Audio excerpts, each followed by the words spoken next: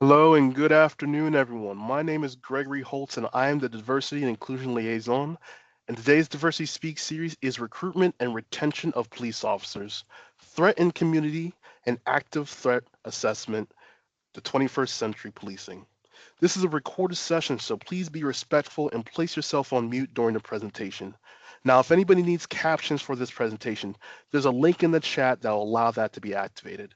Now, on behalf of the Executive Director of the Pennsylvania Human Relations Commission, Chad Dion Lassiter, we will now have opening remarks from Chief of Staff Zulay Rojas.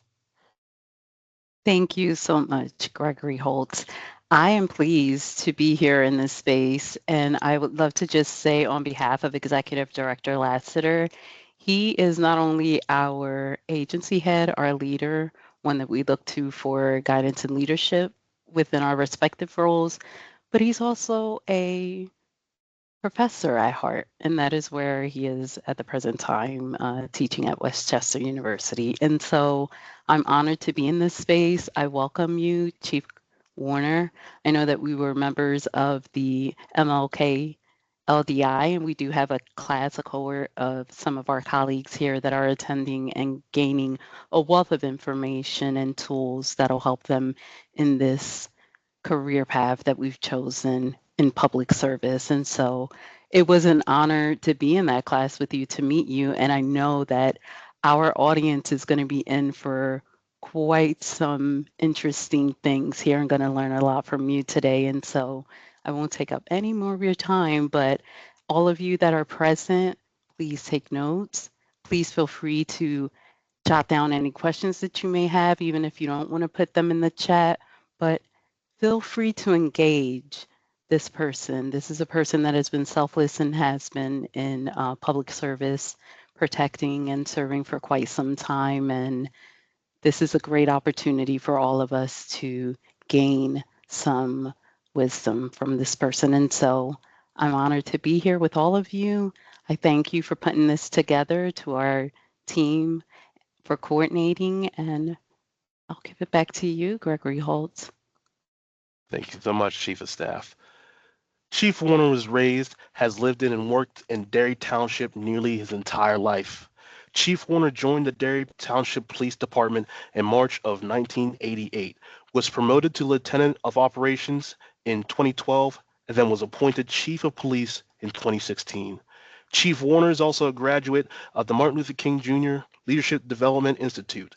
And one of the reasons why I was really excited to have my classmate Garth with us because of the wellspring of information that he has. And he's just a gentleman that exudes uprightness.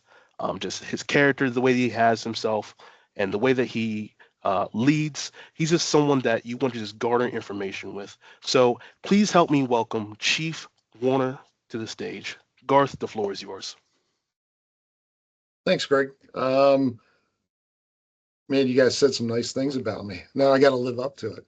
So, um, I'll tell you what, going through that class with you and Zulai and any of the other folks that are on the meeting here was genuinely a great experience for me. Just being able to get to interact with the people in class and the instructors, and just learning about leadership, and a different perspective on leadership than what law enforcement is normally accustomed to. And it spurred my thirst for knowledge in leadership in different ways. So because of that class, I've been able to expand what I view leadership as and how law enforcement or policing can be affected by different things. So I'm real honored that people are signing on to listen to me. As Greg said, 88 is when I started here. I actually started a couple years before that. I was 19 years old when I went through the police academy, and turned 20 right after I got out, and been in police work for quite some time. But I love it.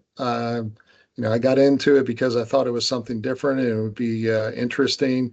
And my love for it has grown over the years.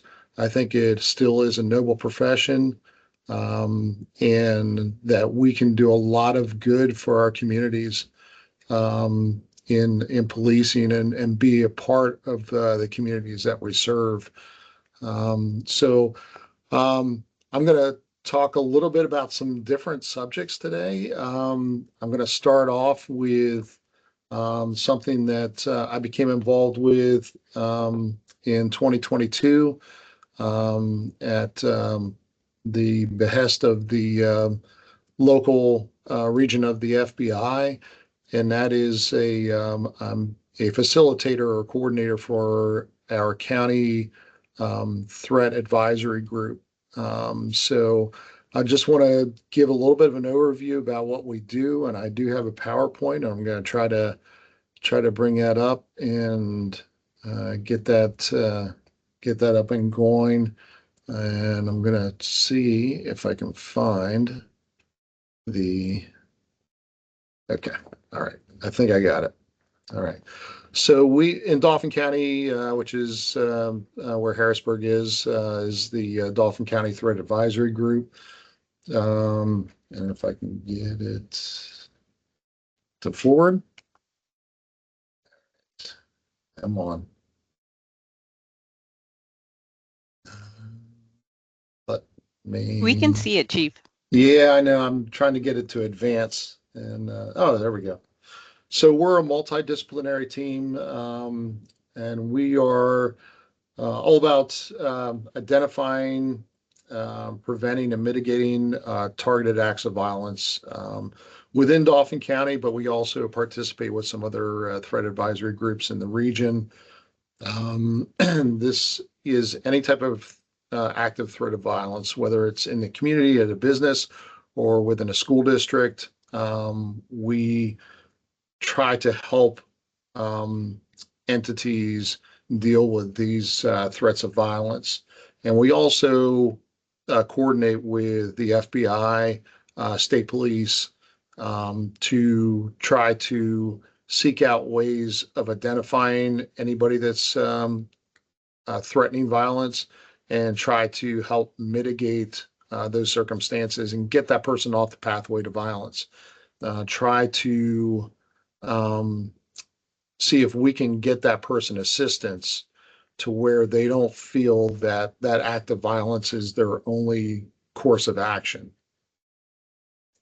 So we have myself, the facilitator, as the core team member, and then we have what we call community anti-threat officers. Those are law enforcement officers that are trained by the FBI to identify threats, interview people of interest or people of concern, and be able to start the process of trying to mitigate the situation.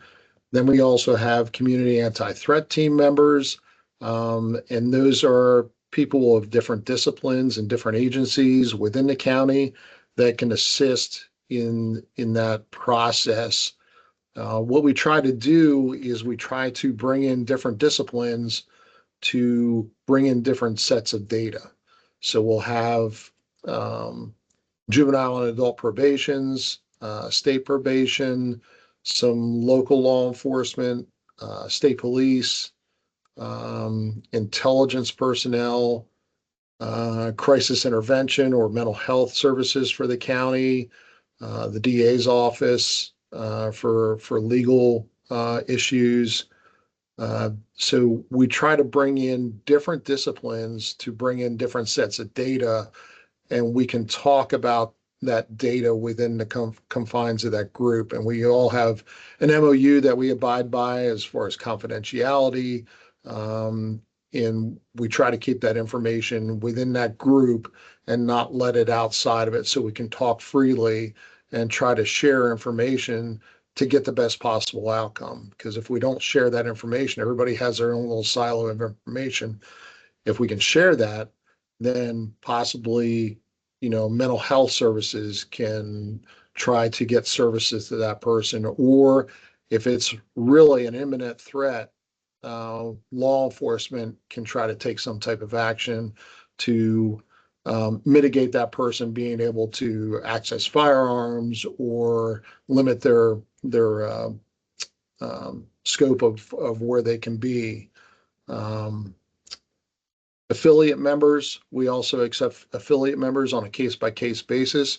Those affiliate members would be if we have an active threat in a school. We would obviously bring in the school district, guidance counselors, staff that would have information about that student.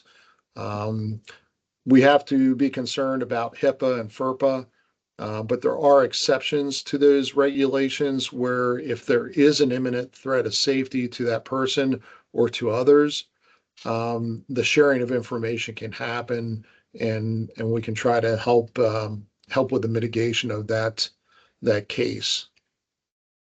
Pardon me if I look off to the side. I'm looking at some notes. So what we bring to the table is these experts that we have formed on a team. They can give advice. They can bring the information to the table. But what we don't do is we don't take over an investigation. So if a local law enforcement or school district is investigating this threat, we come in as advisors, but we don't take anything over. If the school can handle that issue within the school and they don't need any further assistance from law enforcement or anything like that, we let them try to mitigate the situation in possibly getting the student into programs. We try to find out through the school what interests that student may have, that we can try to get them services and support for that individual, that they may be able to start coping with things and not see that pathway to violence as an ultimate resort for what they're feeling or what they're going through. So we just work with the agencies that are investigating the issue. We can act as an advisory group, but we also bring extra abilities with us by having that contact with the FBI. They're able to bring in federal resources in the way of investigating and trying to find out what is going on, what that person is doing online, things like that. And then we also have some contact with mental health providers that we can try to get a full behavioral threat assessment completed on the person of concern. But we can bring those additional resources in as a contact point for whatever school district, whatever law enforcement agency is investigating that incident. And our whole goal is to get that person off that pathway to violence. It's not necessarily to have law enforcement make an arrest. Sometimes that does happen in the best interest of the person of concern. But our main goal is just to try to get that person off the pathway. If we can do that outside of an arrest or some type of law enforcement action, to us, that's the best thing, because if we can get them support and services, they're going to be less likely to go back to that pathway of violence. If we can try to mitigate things on the advisory of that case. And you guys don't need my contact information. I'm going to get out of that. I'm actually, if there's some questions, and I can try to pull up the chat here. I think I saw a couple questions come in, Greg. I can help you with that, Garth. We have a question from Esther. What are your feelings about the pros and cons with police having citizen advisory boards? Yeah, I definitely think there's both. It depends on how the advisory boards are formed and I think sometimes in law enforcement or policing, we get concerned with what's the goal of the advisory board.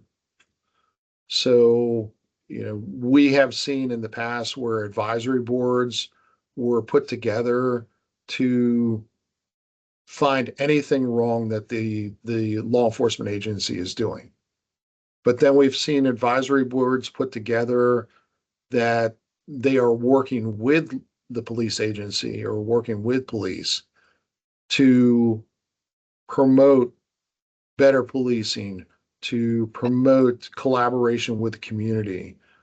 So I think it's really kind of, we see kind of pros and cons to it depending on what that advisory board, what the intent is. And I think being transparent about those things up front is a a good start. I'm not opposed to them. Uh, we do not have one here, but I know we have a really good outreach and collaboration program with our community, through technology, through what we do on a daily basis. We are in contact with our community and we are listening to them and trying to model our policing around what our community wants. So yeah, I mean, you know, I I'll go back to it depends on why the advisory board was formed and what the intent is of it. And kind of a follow-up, this is just for me. Do you feel like the community reception is better due to the transparency that you have with the community and like your community involvement? Do you feel like the people in your community are more receptive to you being there, or is it a little bit more hostile? How do you think that changes things with the programs that you've put in place? Uh, I think we're really well received in our community. I know there are some neighboring communities that don't have that same reception, or their law enforcement agencies that don't have that same reception from their community. But you know, not only some of the programs and the plans that we put in place, but just the level of service that we hold ourselves to. We are, and I'm planning on going into this a little bit. We're a duly accredited agency. I think in Pennsylvania, there's only 14 agencies in Pennsylvania that are duly accredited, and that's through the Commission um, uh, for accreditation for law enforcement agencies and also the Pennsylvania Law Enforcement Accreditation Commission. We are accredited by both of those bodies, and so we have to meet certain standards in the way we police and what we do. And I think giving that level of service to our community has really shown that we care about what we're doing and we want to serve them in the best way possible. And it's reciprocated on their end as far as their acceptance of what we do and how we do it and who we are. Wonderful. Now, I have another question in the chat. Did you want to answer this question or you wanted to keep going with your presentation? I'll leave it up to you. How about we do one more question and I'll get into the second slideshow. Perfect. So we have a question from Lauren, and she asks, education is often an important factor in creating awareness within our communities. Does your team or do you recommend more outreach slash education programs between law enforcement and police? For example, going to schools and simply educating youth on the role of police within the communities. Do you think this could assist with crime prevention or juvenile delinquencies at a macro level? Thank you kindly. Yeah, so we do education in the schools and we have officers that are involved with the schools. We have a school resource officer that interacts with the public schools. We have officers that are involved in certain programs. We have officers that coach different school teams, football, and I believe one of them is in the powerlifting program. So they do some coaching with students. And then we also participate in a program called Bigs and Blue, which is through Big Brothers and Big Sisters of the Capital Region. And we have officers that go into the school, interact with their little, and not only are they interacting with that little and trying to give them some support and mentorship, but the other students around see us in that way and interacting with the kids, and that we're just normal people with an abnormal job, extraordinary job. So they get to see that. So we do some education. We also will take interns from the high school as long as they have turned 18 years old. So some of the seniors that are in high school, they're able to do some internships with us. Um, and we also interact with some of the students at Milton Hershey School, which is a private school here in Hershey. And we have a former officer who was also a member of the state police who is an instructor, a teacher over there. And he invites our department in to interact with his class. We have former officers that are security officers there. And so we have a really good working relationship with Milton Hershey School and being able to have that interaction. I think it does affect things. One of the things that we're currently trying to do is have that positive relationship with the students at the schools in hopes that we can get good people that want to become law enforcement officers in the future. We're going to talk a little bit, I'm going to touch on it just a little bit about our hiring and retention.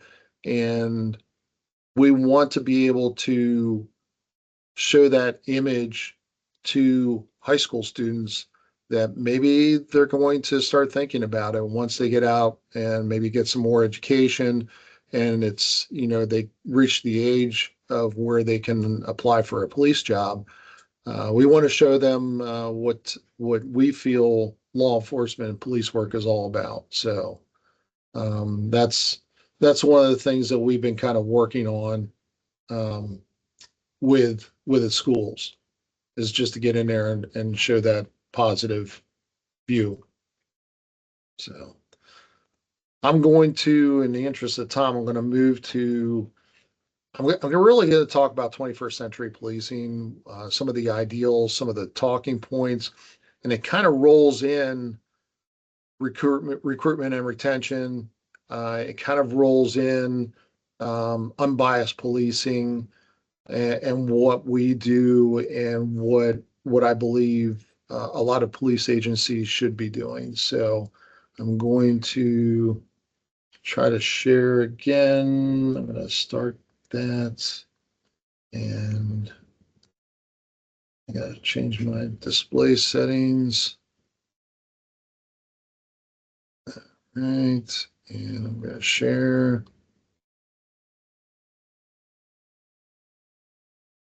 All right, shows that I'm sharing. So one of the things that came out several years back was a report by the federal government on 21st century policing, trying to reframe or give a more modern perspective on what policing should entail and some of the things that we should be thinking about as law enforcement leaders in everything that has to do with policing, whether it's, operations, training, um, different aspects of being a police officer or being a police agency for the community.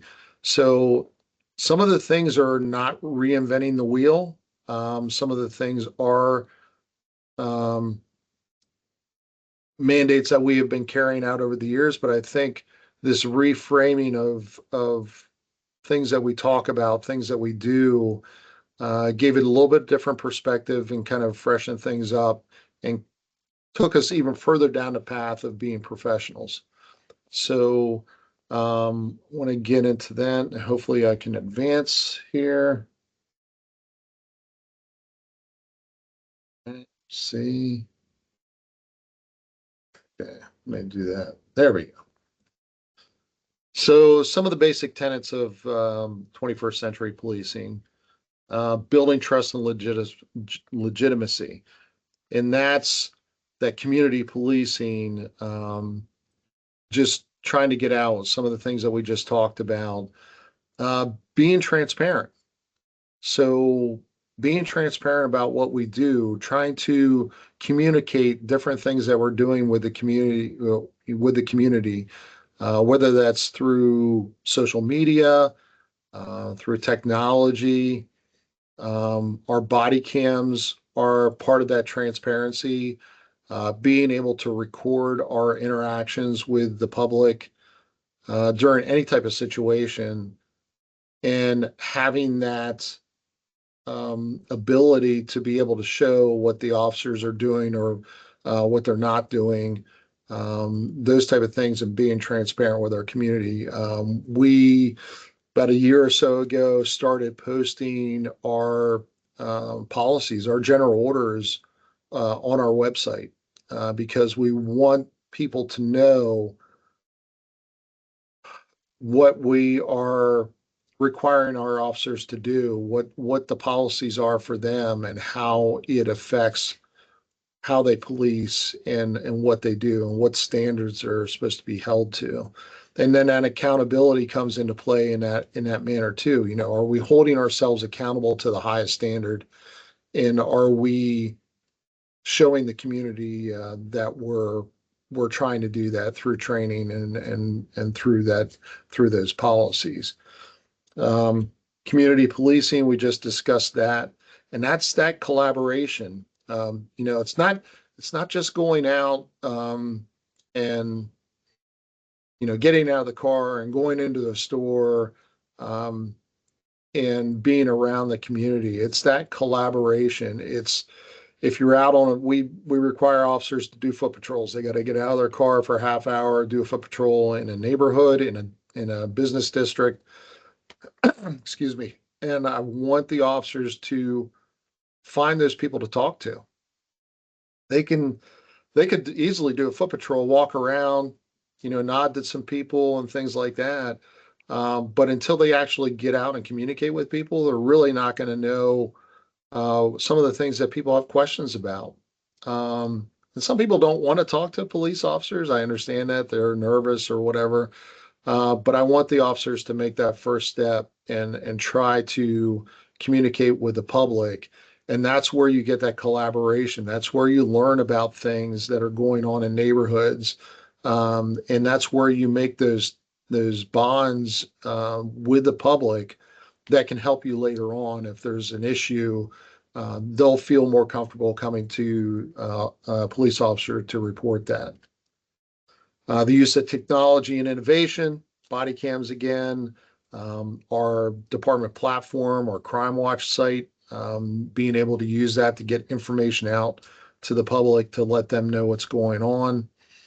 It helps us as a police department operate, being able to get that information out and having technology be able to assist in doing that.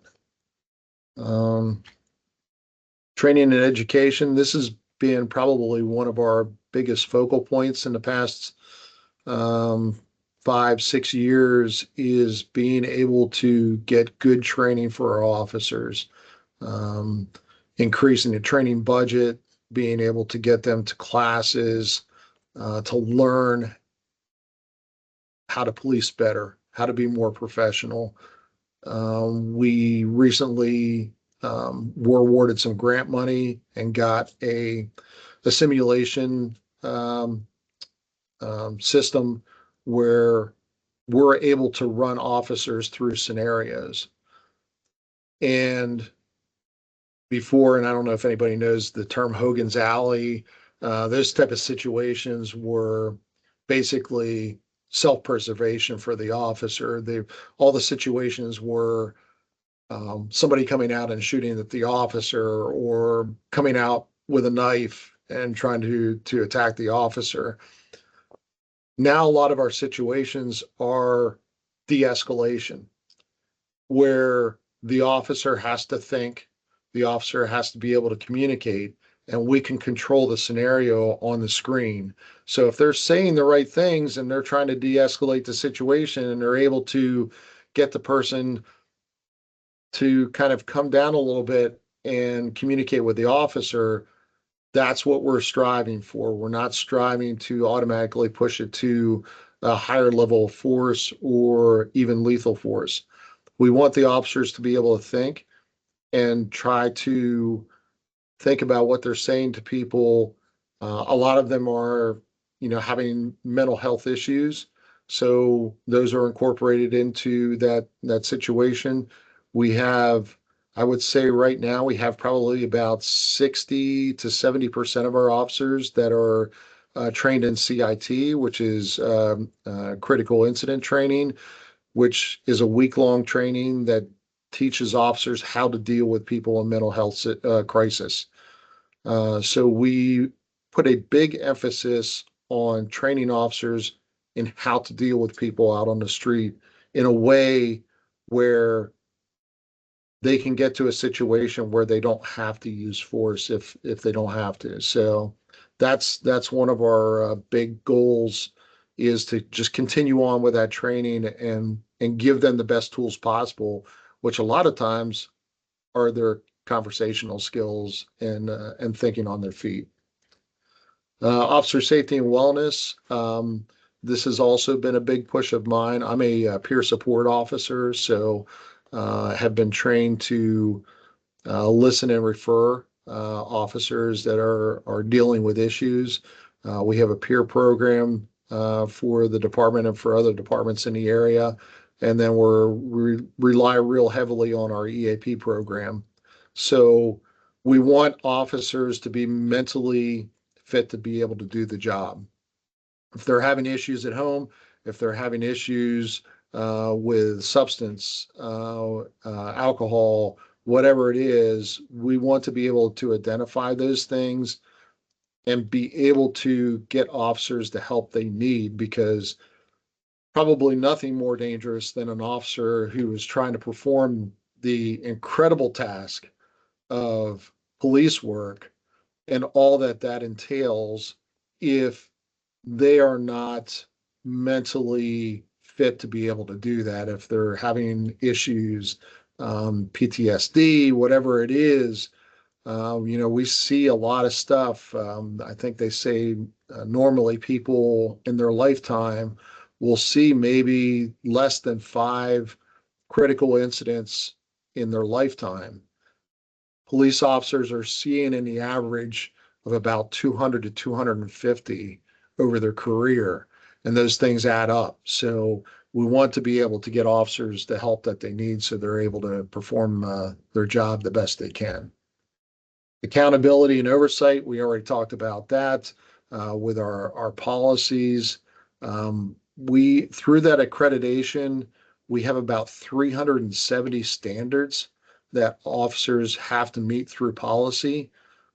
So it's really an intensive program that kind of keeps us on track and keeps the wheels on what we're doing. And like I pointed before, reducing the use of force. We don't want to go to every call and the only result in that is using force. We want to be able to use other methods than using force. And if we do use force, we want to use the least amount of force possible. Sometimes that's not always possible, and sometimes use of force can be violent, and that's just a part of what it is. But if we can use lesser amounts of force to control the situation, that's what our goal is, and that comes through a lot of training that we do.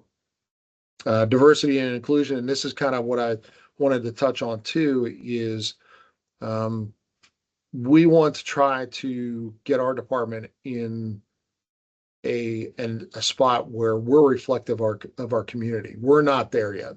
We're nowhere near being reflective of what our community is as far as diversity, especially when you're talking about ethnicities. So one of our big pushes is we're trying to recruit more diverse groups. We're putting our ads where we're starting to do recruiting. We're putting our ads in areas that we're hoping to attract qualified candidates of different cultural groups and race, gender, that we're able to attract those quality candidates to take our test and go through the process. I think that's probably been our biggest stumbling block, is just getting people to apply, take the test, and just give it a shot and try to get into this great job.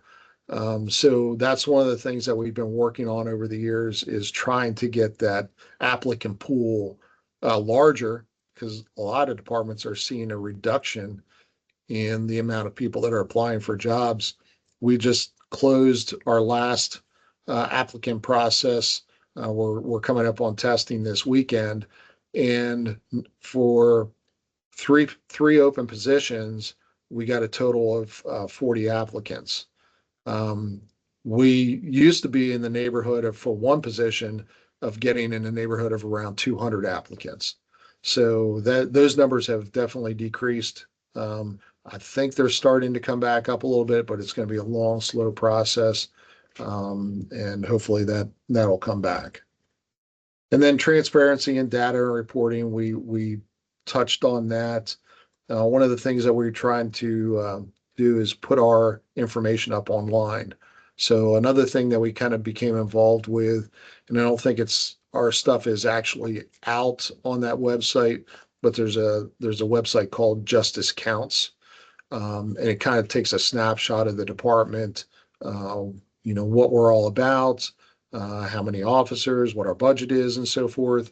And then it also takes a look at use of force incidents, arrests, things like that. And it kind of gives the public a little bit more information about what we're doing. So those type of things are important to us, that we're doing the right things. Kind of touching and this whole series is Diversity Speaks. So I wanted to touch a little bit too on what we do for what we call unbiased policing. We have a policy on it. Officers go through training every year. I believe it is either every year or every other year. And we have a training program through a group called Police One Academy. And we have a training program that officers go through to kind of bring some awareness to them. I think that's the biggest part of it, is the officer's awareness of what their implicit biases are. And everybody has them. I have them. You have them. Everybody has implicit biases. And the thing that we try to have the officers understand is, you may have these implicit biases, but being aware of them is the first step in not letting it make decisions for you. So those biases that you may have as a part of growing up, as a part of the environment that you're in, being aware of those is going to let you have the ability to make decisions on the job that won't let those biases interfere. You're going to treat everybody fairly. Even if you see something, or something is subconsciously in your mind that you should take action because of this, it's allowing that officer to pull back and say, okay, am I being biased here? Being aware of what my biases may be. I'm going to use that information to get the best possible outcome and treat that person with fairness in what I'm doing. Not everybody likes what we do. Nobody likes being arrested. Nobody likes being given a ticket. But as long as we're doing our job fairly and treating each person with respect and dignity, which is hard sometimes. You get somebody that has committed a fairly serious crime, and there's victims involved and so forth. we still have to pull back a little bit and treat people with respect, because I've always been a real big advocate, and I tell people that I have arrested is, listen, I know this isn't pleasant, but as long as you treat me with respect, I will treat you with respect, and we will both get through this together. So um, that is, I don't know if there's anything else that I'm looking at my time. I want to leave time for questions. Greg, have there been any more questions? Yes, sir, there have been. So let Okay. me go through the All right. chat Let and me stop sharing team. we'll read this question from Colleen. How do you overcome bias instincts when those instincts can often save your life in different situations?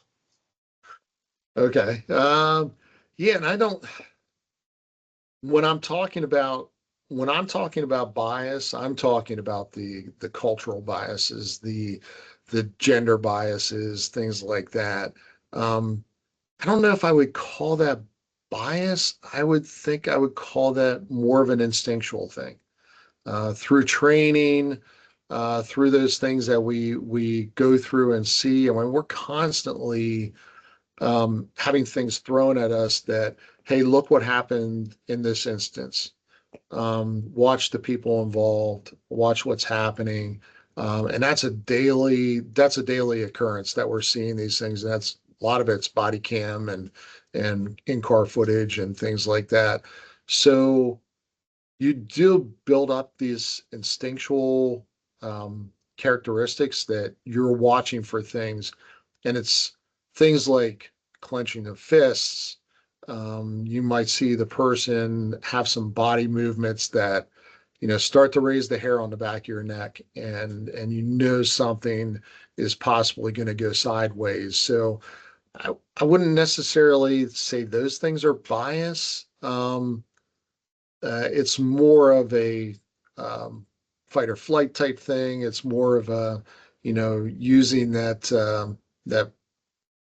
um, not the limbic, but the back part where it's all instinctual. So you do base it off of past experiences, but you try to leave all that cultural bias. You try to know how you grew up and how people were seen and what environment you grew up in. Those are the biases that you kind of have to control and regulate, and realize that not everybody fits into those categories. So I don't know if I explained it very well there, but I, that's how I kind of differentiate.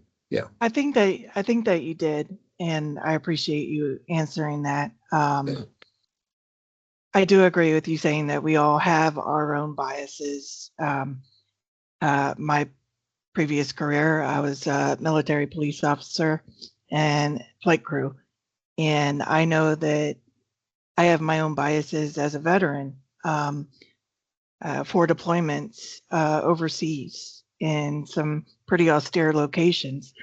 Um, I know going through what I went through over there that I have biases regardless. Um, I had great interpreters and I trusted them with my life. And there was also times where I thought people I could trust.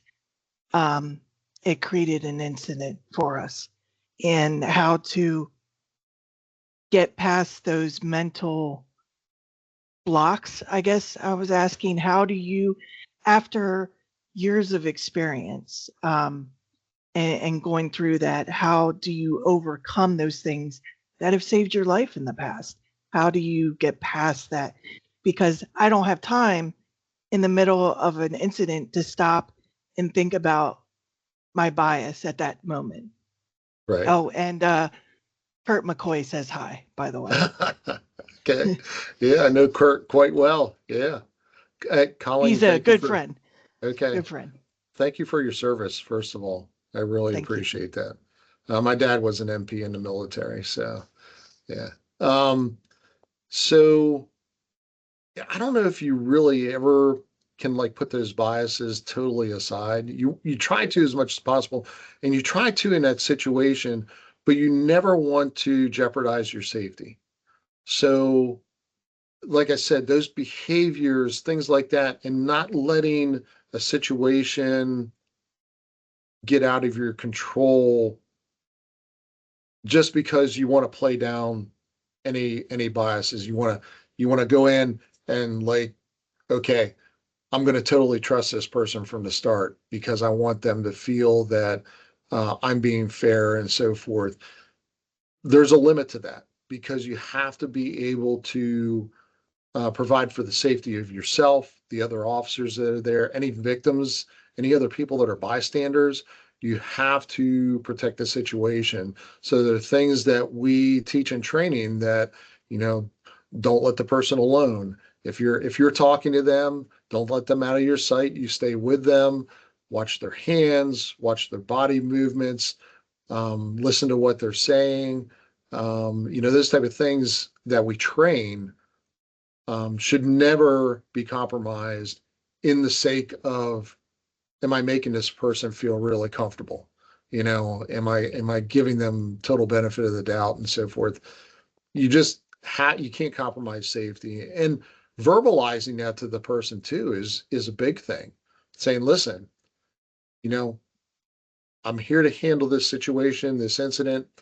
I just want to let you know there are certain things that we do for our safety that this is why we do them, and this is how it's going to be while we're here investigating this. So it's all part of that transparency. Sometimes people don't know why you're doing things, and you just have to explain things. So, yeah.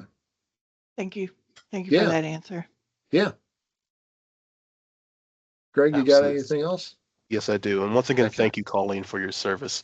So the next question is, can you share a little bit about how an officer's response might vary for someone in crisis who has a limited English proficiency? Is this something that's covered in simulations? Yeah, there's a whole myriad of things that are covered in that training. They actually try to have that officer enter the same type of situation from the eyes of the person going through the mental crisis.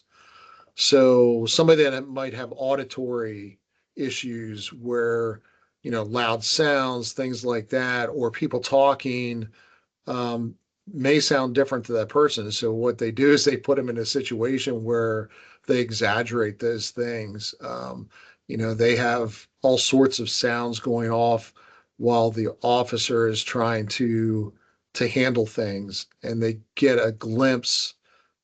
While it might not be actually the same, they get a glimpse of what some people may be experiencing in, hearing sounds and things and how that interrupts how they think and how they feel. So they put the officers through a bunch of different things. They give them tools and resources that if they're in a situation where they might have a person that is nonverbal or have a person that is speaking a different language, or they may not be um, understanding what's going on, they give them resources that they can contact during those situations, try to get somebody on a phone that can help them walk through that situation. So, those are some of the things that they go through during that training. They have um, very well versed and different mental health providers that they have come in and instruct. There's somebody from Suicide Coalition, Pennsylvania Suicide Coalition, that comes in and does a lot of things on um, how people are dealing with things when they're considering dying by suicide. So there's different things that they try to put them through so they can better understand people that they're dealing with out on the street. Wonderful. And I don't have a question per se, but I did write down a note about your 30-minute foot patrol with active communication engagement. Now, this is completely anecdotal, but when I was growing up, I grew up in a small town that had some racial tension. And as an African American male, my father gave me that same talk that most African American males have been given when dealing with the police.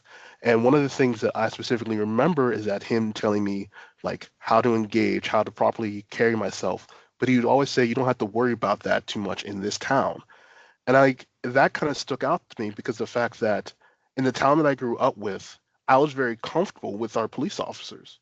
And our police officers were always just in the community, whether they were just driving their cars, or they're walking in the park, where they're talking with children. They were just active in maintaining that good relationship with the community. So if there was something that was actually happening, I had no issue going to a white police officer and me being a black kid. There was no tension there. There was no like fear there. It was just I could just go to that person and treat that police officer as a police officer. So I really think that active community engagement is such an important aspect, and I'm glad that your police officer, that you are basically having your police do that same kind of active community engagement because you're getting to know the people that you're serving. Right. Yeah. I mean, it all goes back to Sir Robert Peel and the Peelian principles. The police are the people and the people are the police. We're just getting paid to do what we do. So we need that collaboration with the community because we want them to kind of say, hey, I know I'm not a police officer, I'm not being paid to do this, but in the interest of public safety for my community, we need to have that collaboration with the police, and we need to be able to have it both ways, that they're kind of telling us what's going on, and vice versa, that we're letting them know what's wrong in a neighborhood or in a community that they need to be aware of. And having that teamwork is really, really important to us. It's one of the things that we've been trying to increase and foster over many years. And I know there are still departments and communities out there that don't foster that. And then you have that lack of relationship with the police department, and people are afraid to interact with the police because it's all negative. And there's still communities out there like that. Pennsylvania, we have over 1,100 police departments in Pennsylvania. We're only second to Texas. So we have a lot of police agencies. And I think when that happens, not everybody's working to the same standards. And they might be too small to even think about that. But across the nation, there are agencies that don't have that interaction with their communities, and I think everybody suffers. Absolutely. Thank you so much. Anita, if you want to come off and ask your question, and I think depending on the time, we might have one more after this. We'll see how Oh, it it's goes. 12:57. I'll make it quick. Thank you, Officer Warner, for talking with us today. Yeah. Quick question about recruitment efforts, because it kind of goes into what we're already speaking of when it comes to, community policing. Can you speak to the recruitment efforts and I guess retention efforts of police officers throughout the state? And what's that looking like right now? Yeah. So, like I said, the numbers really dipped for a while after COVID, after George Floyd was killed by Derek Chauvin. The numbers really kind of nosedived after that. We didn't see a lot of people wanting to be police officers. I think those numbers are starting to come back a little bit, and hopefully it's because of efforts of departments like ours that are taking that community involvement seriously. You look at, Philly is a mess. Philly, I think they said last time I heard they were down 1,500 police officers. So they have started lowering their standards to be a police officer. I don't agree with that. I think we still need to keep our standards high. I'm not a big proponent of college education necessary. I think it's an added bonus. I'll admit, no college here.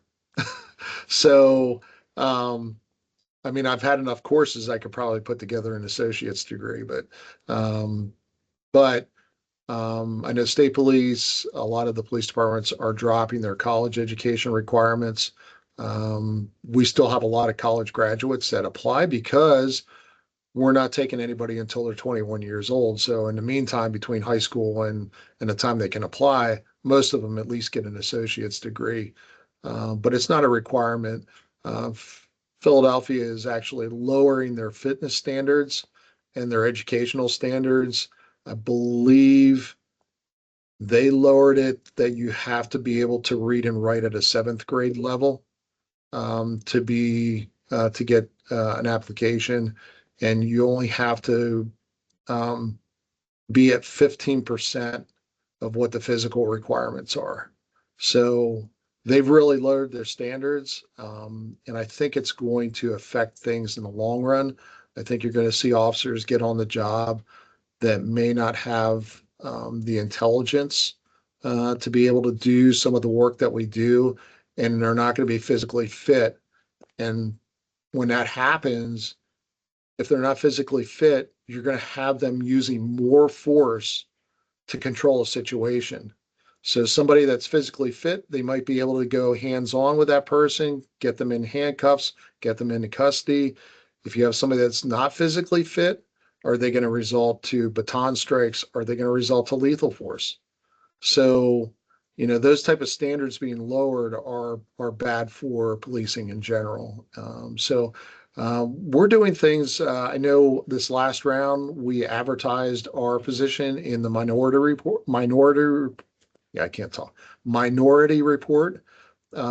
and we actually advertised our job in there to try to get more of a diverse applicant pool.